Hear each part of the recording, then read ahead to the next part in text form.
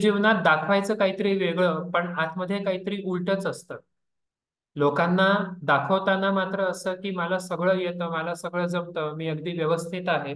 पण मनातून मात्र अगदी म्हणजे एक प्रकारचा शामूळ असा स्वभाव, मानसिक दृष्ट्या अगदी वीक असणं.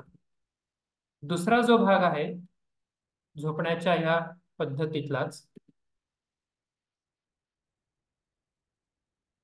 अगदी निवांत डोक्याखाली दोन्ही हात घेऊन हातपाय पसरून पाय पसरून झोपणं. किती उत्साही आहात तुम्ही, हे तिथे व्यक्त होतं. ही ती माणसं की ज्यांच्या मनात काहीतरी, म्हणजे ज्याला आपण क्रिएटिव्ह आयडियाज म्हणू, क्रँकी आयडियाज, ज्या अनेकदा इतर लोकांना फॉलो करणं अवघड जातं, अशा कल्पना ह्यांना सुचत असतात. झोपेचा आणि मानसशास्त्राचा संबंध आहे हे वेगवेगळ्या पद्धतीने आतापर्यंत अभ्यासला गेलेला आहे. ॲडलरनी जो मुद्दा सांगितला तो स्लीपिंग पोझिशन वरती.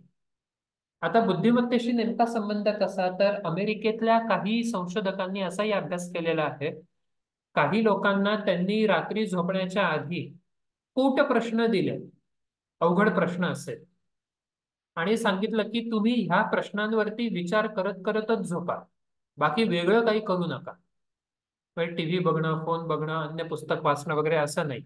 ह्या पर्टिक्युलर अशा प्रॉब्लेम्सवरती तुम्ही विचार करत झोपा. दुसऱ्या दिवशी उठल्यावरती त्यापैकी अनेकांना त्या कूटप्रश्नांवरचे सोल्युशन्स मिळालेले. म्हणजे असं की रात्री झोपेमध्ये आपला मेंदू काम करत असतो. ज्या वातावरणामध्ये, ज्या मानसिक वातावरणामध्ये, ज्या विचारांमध्ये आपण झोपतो, त्याच्यावर आपला मेंदू तिथे काम करत असतो. म्हणून झोपण्याचा आणि आपल्या व्यक्तिमत्वाचा किंवा विचारांचा फार जवळचा संबंध आहे. या परिस्थितीतून म्हणजे ह्या पर्टिक्युलर पोझिशन मधून हे रिफ्लेक्ट होतं, as they say that you take good care of your family. पण फार अगदी मन लावून काहीतरी अगदी प्रेम आहे असं मात्र अगदी क्वचित. सगळ्यांसाठी करायचं पण ते खरंच मनापासूनच किंवा प्रेमानेच करतोय असं नाही, किंवा इतरांना जे अपेक्षित आहे की तुम्ही असं असं प्रेम व्यक्त करा, तो भाग मात्र इथे होत नाही.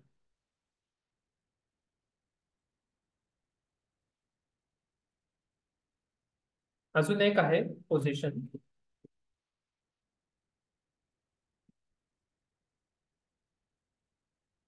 हे पाय वरती करून झोपणं.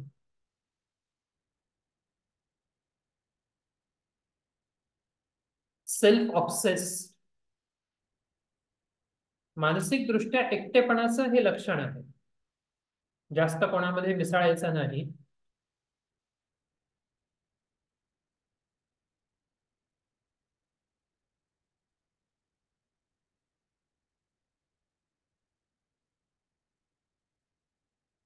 आणि आपले विचार, आपल्या कल्पना, आपल्याला वाटणारी चिंता हे कोणाशी शेअर पण करायचं नाही. आपल्या कोशात राहणारी अशी ही माणसं. त्याचं अजून एक्सटेंडेड व्हर्जन म्हणजे अगदी अंगाची वळकटी करून झोपणं. जागा नाही म्हणून अंगाची वळकटी करणं असं नाही, जागा असून सुद्धा स्वतः अगदी आकर्षून घेणं. याचा अर्थ असा की तुम्ही तुमच्या जीवनातल्या समस्यांना सामोरं जाण्यात असमर्थ आहात, कमी पडतात.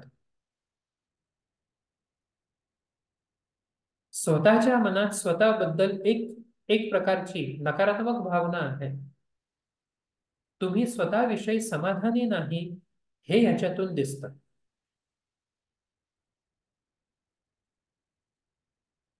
ते का बरं तसं होतं? कारण आपल्या जीवनात आपल्याला अपेक्षित असणारं ते प्रेम काही काही केल्या मिळालेलं नाही, आणि काहीतरी मेजर गोष्ट आपल्याकडून राहून गेलेली आहे, आपल्याला मिळत नाहीये.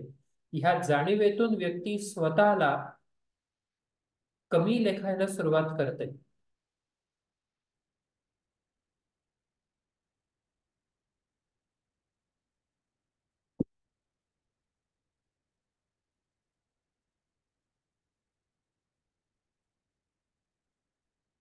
थोडीशी वेगळी शेड त्यातलीच. एका बाजूला अर्धवटपणानं झोपणं. ही ती माणसं असतात की जी स्वार्थी, आत्मकेंद्री, आत्ममग्न, जेलस म्हणजे असूया आपण म्हणून, हे त्याला का मिळालं, हे मला का नाही मिळालं, मी तर इतकं केलं, त्यांची काय योग्यता की त्यांना असं असं मिळायलाच हवं म्हणून, दे डोंट डिझर्व, हे तर मला मिळायला पाहिजे होतं. तक्रारी स्वभाव, विंडिक्टिव्ह ऍटिट्यूड, विचित्र विक्षिप्तपणे वागतात काही वेळेस ही माणसं. ह्यांच्या बाजूला झोपणं आपल्यासाठी खरंच एक दिव्य असतं. कधी आपल्याला त्या कॉटवरून ढकलून देतील काही सांगता नाहीये. किंवा असे पण काही जण असतात की झोपेमध्ये त्या बाजूच्या माणसाला व्यवस्थित फटके मारतात. हात म्हणजे लगेच कल्पनाच येते की हा इतका वळवळ्या माणूस आहे.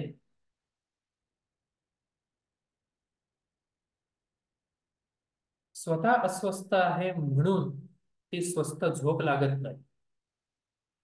मानसशास्त्र, झोप आणि मानसिकता याचा संबंध, तुळपुले नावाचे एक लेखक आहेत, त्यांनी वंदनीय गुरुदेव रानड्यांवरती चरित्र लिहिलेलं आहे.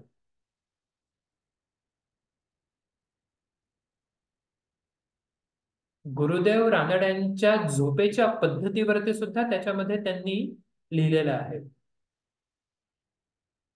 गुरुदेव रानडे रात्री जेव्हा झोपायचे, सकाळी उठल्यावरती त्या बेडशीटवर एकही सुरकुती नसायची.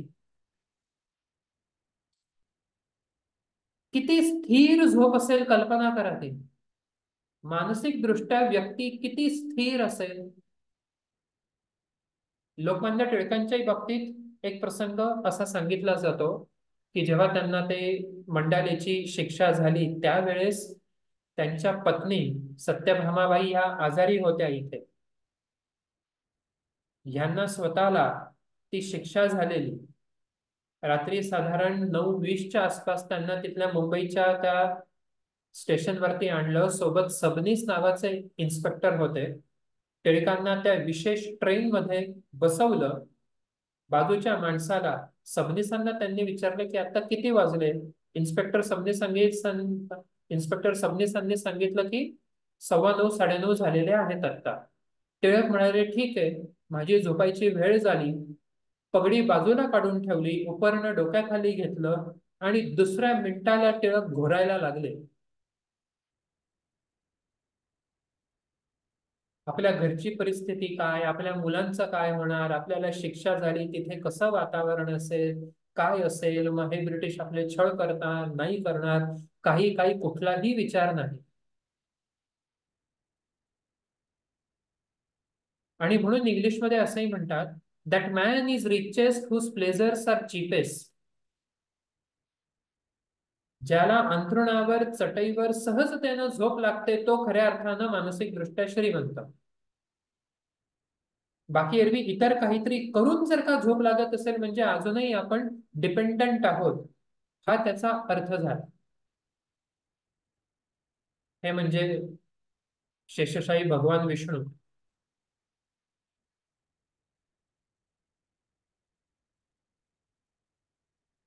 वामकुक्षीची जी आयडियल पोच असते, तसे काही जण रात्रभर झोपतात.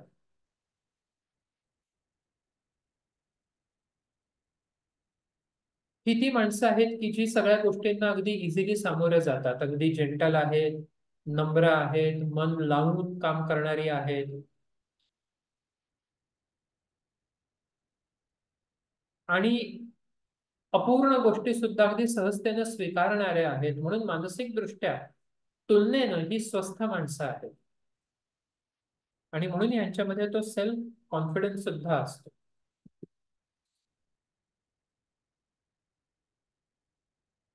एक आधीचा तो माणूस बघितला की मोठ्या बेडवरती सुद्धा त्याला एकट्याला तो बेड अपूर्ण पडतो. आणि दुसरीकडे असा एक प्रकार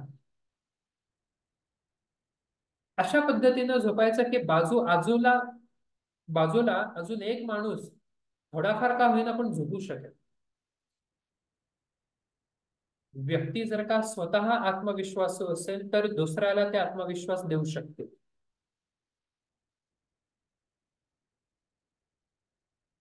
ही ती माणसं आहेत की ज्यांच्याकडे एक प्रकारची, म्हणजे ज्याला सत्ता किंवा आपण लक फॅक्टर म्हणून अपॉर्च्युनिटी, पॉवर असं असतं. सुदैवी माणसं म्हणू शकतो अगदी सोप्या मराठी भाषेमध्ये, म्हणजे जर का ट्रान्सलेशन करायचं म्हटलं, they do have really that luck factor. आणि ते आहे त्यांच्याकडे म्हणून ते इतरांना पण देतात, असाही त्याचा एक एक भाग झाला. हे अजून एक गंमत.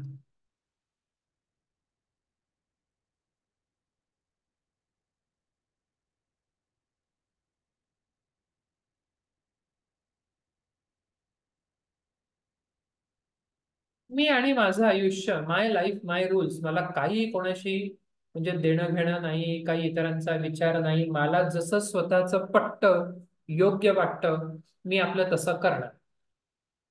हा भाग त्याच्यामध्ये.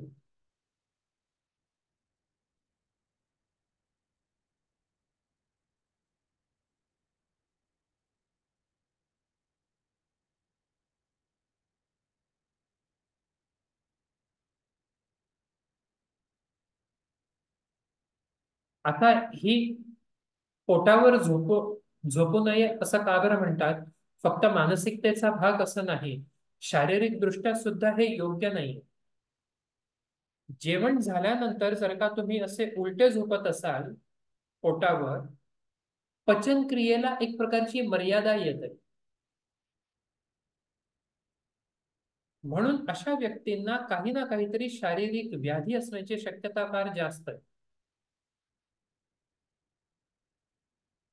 ही पोझिशन हे पण दाखवते की अशा व्यक्ती ह्या नॅरो माइंडेड आहे.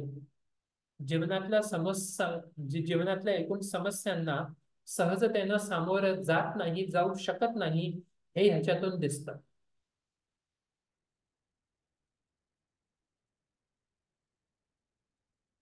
रोजच्या जीवनामध्ये ही माणसं स्वस्थ बसणं शक्य नाही. काही ना काहीतरी सातत्यानं काम करत राहायचं. हे झालं की ते झालं की ते झालं की हे. रेस्टलेस असा अप्रोच असतो त्यांचा.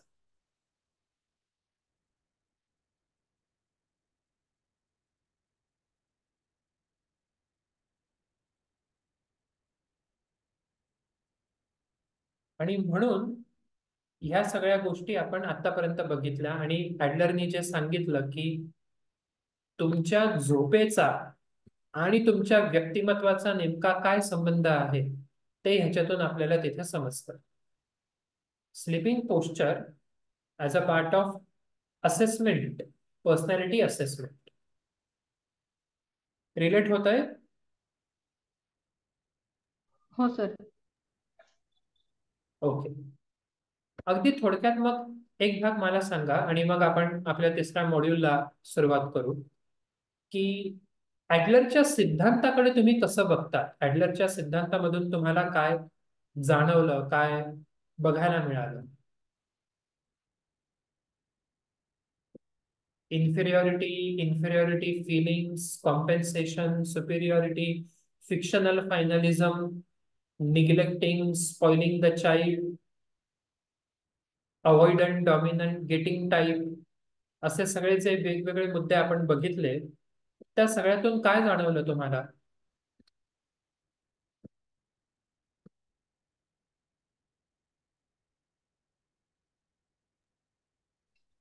एकंदरीत आजूबाजूच्या वातावरणाचा, आपल्या आजूबाजूचे जे म्हणजे व्यक्ती आहेत, म्हणजे त्याच्यात रिलेटिव्ह, आई वडील, त्यांच्या सगळ्यांच्या वागण्याचा आपल्यावर काय परिणाम होतो, आणि त्याच्यानुसार आपली पर्सनॅलिटी डेव्हलप होते. आणि त्याच्यानुसार आपलं प्रत्येक वेळी वागणं बदलतं, की आपली जी म्हणजे वागण्याचं जे स्ट्रक्चर असतं, झोपण्याची, याची, वागण्याची, बोलण्याची, ते सगळं त्या याच्यातनं दिसून येतं. आपले बरोबर. पर्सनॅलिटी म्हणजे न्यूनगंड आहे का अहमगंड आहे, हे आपल्या वागण्यातनं दिसून येतं.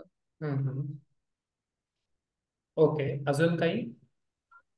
माणूस हा मुख्यतः म्हणजे सामाजिक प्राणी आहे. समाजामध्येच तो घडतो किंवा बिघडतो सुद्धा. तसं बरोबर. कुटुंब हे त्याचा पहिला समाज आहे आणि त्यात पहिल्यांदा त्याचा आईशी संबंध येतो आणि आपल्या पालकांशी. आता हे जर म्हटलं तर संस्कार हे घरातूनच होतात आणि त्याची जडणघडण व्यक्तिमत्वाची ही कुटुंबातच होते. हो आणि मग त्याच्यातूनच त्याचा जो घरातला क्रम आहे, त्यानुसार मला असं वाटतं की अहंगंड किंवा न्यूनगंड आणि हे सुद्धा घरातच जोपासले जात आहेत. जोपासले जातात. म्हणजे एकच एक मुलगा आहे तर अहंकारी असू शकतो किंवा एखादा दबला जातो घरामध्ये त्याच्यामध्ये न्यूनगंड पण येऊ शकतो. आणि हे प्रकार पण त्यांनी तिथे सांगितलेले आहेत, पण ते वेगळ्या पद्धतीने सांगितले.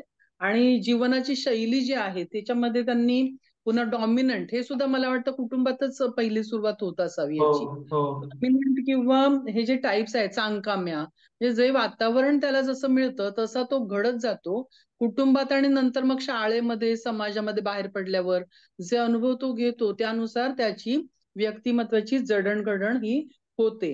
आणि मग त्याच्यामध्ये त्यांनी सांगितलं की डॉमिनंट आहे किंवा वेगवेगळे सांकाम्य आहे किंवा सोशल इंटरेस्ट त्याचा की मी जगाचा आहे आणि जग माझे असं मानणं. तर हा सगळा संस्कारांचा भाग हा आपला कुटुंब आणि समाजाकडून होतो. म्हणजे जन्मक्रम हा त्याच्याशी तिथेच जोडला गेलाय असं मला वाटतं. करेक्ट. आणखी स्लीपिंग ऑर्डर्स डिसऑर्डर्स किंवा जी काही पद्धती त्याच्या असेल त्या कशामुळे येतात हे मात्र मला काही कळलं नाही. की अशा पद्धती का त्याच्या स्वभावानुसार तो झोपत असा पद्धतीने. स्वभावानुसार झोपतो. हा, म्हणजे त्याच्यावर जे संस्कार झाले त्यानुसार अहंगंड न्यूनगंड किंवा अतिविचारी किंवा टेन्शन घेणारा असा जो स्वभाव बनतो त्यानुसार करेक्ट. त्याच्या झोपण्याच्या पोझिशन्स पण बदललेले आपल्याला दिसतात. म्हणजे बरोबर. व्हाईस वर्सा झोपण्याच्या प्रकारावरून स्वभाव कळतो आणि स्वभावावरून झोपेच्या पद्धती त्याच्या आहेत. असं शेवटी मला असं वाटलं जे मी ते सांगितलं. इथे हा करेक्ट. विषय एवढा समजलाय मला. बरोबर बरोबर अगदी बरोबर. आणि म्हणजे एक म्हणजे ऍडलर असं विचारवंत. एक मिनिट. तर मूळ म्हणजे आतापर्यंत ऍडलरनीच याचं काम केलंय असं माझ्या लक्षात आलंय. कारण की बाकीचे विचारवंत आपण जे अभ्यासले त्याच्यात कोणीही झोपेच्या पद्धतीबद्दल, परत मुलांचं एकुलता एक मुलगा ही परिस्थिती कशी हे होती, मुलं कसे परावलंबी, घरात सोशल कसं त्यांना वातावरण भेटतं, हे सगळं जे जास्त करून ऍडलरनी मांडलेलं आहे. म्हणजे जास्त त्यांनी समाजावर पण फोकस केला, मुलांच्या याच्यावर मानसिकतेवर पण त्यांनी जास्त फोकस केलेला आहे असं माझ्या लक्षात आलं एकंदर. बरोबर. करेक्ट. तर इथे आपण चार पैकी दोन सर, मुव्हीज. हो बोला. हा, एक विचारायचं होतं या स्लीपिंग पोझिशन वरूनच की असं होऊ शकतं का की पहिलं मुलं समजा ते आता तुम्ही दाखवलं होतं चित्रामध्ये की ते पालतं झोपलंय, जेवल्यानंतर तसं झोपलं तर शारीरिक समस्या असू शकते किंवा त्याला अजून काही, तर ते दुसरं मूल तसं त्याला बघून झोपू शकतं का, असं होऊ शकतं का की हो. नाही त्याची पोझिशन ते त्याच्या व्यक्तिमत्वानुसारच घडते, नाही, असू सुरुवातीचा शकतं. जर म्हणजे लहान वयातला जर का विचार केला तर अनुकरणाचा सिद्धांत तिथे लागू होतो. हा, ओके. की मी जर का माझ्या आईजवळ झोपतोय, मी जर का माझ्या वडिलांजवळ झोपतोय किंवा बहीण भावंडांजवळ झोपतोय, मग ते जसं झोपतील किंवा ते जसं करतात मग तसंच मी पण करणार. ओके, मग तो त्याचा सवयीचा भाग म्हणून ते पुढे तो तसंच कंटिन्यू करेल हो. की परत तो चेंज पण होईल स्वतःच्या व्यक्तिमत्वानुसार. दोन्ही शक्य आहे. दोन्ही शक्य आहे. त्या त्या व्यक्तीच्या बाबतीत काय होईल त्यावर आधारित आहे. त्याला ठोकताळे असे आपण नाही म्हणू शकत की हे असंच होणार आणि तसंच होणार. ओके. आणि दुसरा एक असा होता की हो. एखादी व्यक्ती आता म्हणजे त्याला लो कॉन्फिडन्स आहे, त्याच्यामुळे त्याची झोपण्याची एक पद्धत दाखवली की तो आतमध्ये असं शरीराला आकसून घेऊन झोपतोय, आकुंचन करून घेऊन हो. शरीराचं. हो. समजा पुढे जाऊन त्याला काही संधी मिळाली आणि त्यानं पुढे काही केला तर त्याचा कॉन्फिडन्स वाढतो काही हो. हा, तर यशस्वी झाला समजा तर हो. त्यावेळी, तर त्याची झोपण्याची पद्धत त्यावेळी बदलेल का? बदलणं अपेक्षित आहे आयडियली.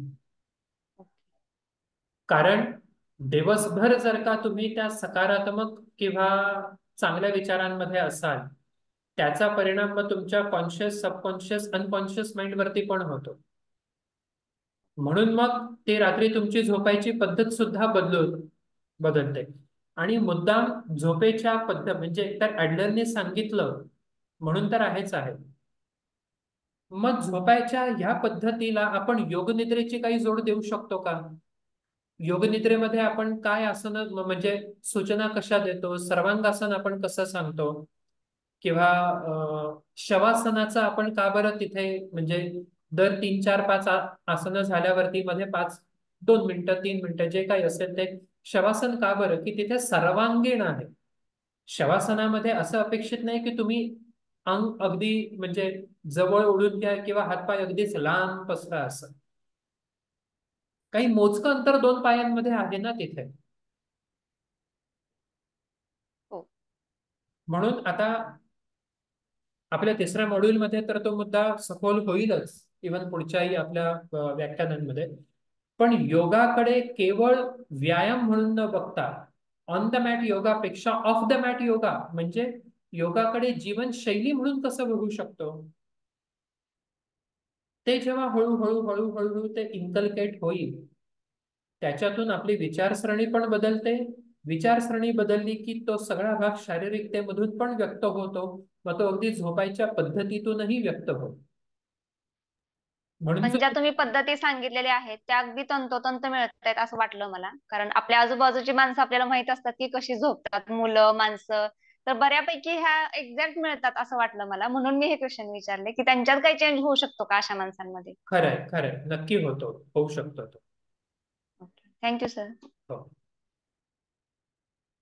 आता आज रात्री फक्त असं करू नका की मध्येच झोपेतून उठून दुसरा कसा झोपलेला आहे. हो. नाही सर, गृहिणी असल्यामुळं सगळ्यात शेवटी झोपते ना, तर सगळे झोपलेले आहेत का व्यवस्थित जागेवरती आपल्या ते बघतो, तर सगळ्यांचे पोस्चर माहित असतात की तो तसाच झोपतो रोज व्यक्ती असं. खरंय खरंय.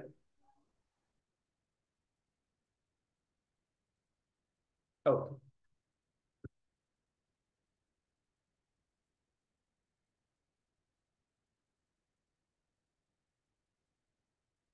येस. सो